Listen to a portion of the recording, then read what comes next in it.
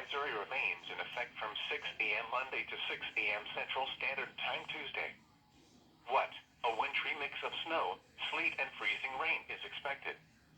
Total snow accumulations of up to 1 inch and ice accumulations of up to 1/10 of an inch. Where? Portions of north central Alabama. When? From 6 a.m. Monday to 6 a.m. Central Standard Time Tuesday. Impacts. Plan on slippery road conditions. The hazardous conditions could impact the morning or evening commute. Slow down and use caution while traveling.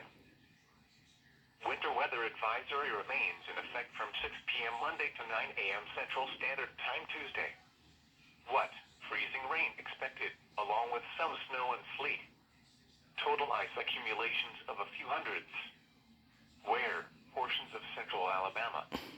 When? From 6 p.m. Monday to 9 a.m. Central Standard Time Tuesday. Impacts. Plan on slippery road conditions. The hazardous conditions could impact the morning or evening commute. Slow down and use caution while traveling.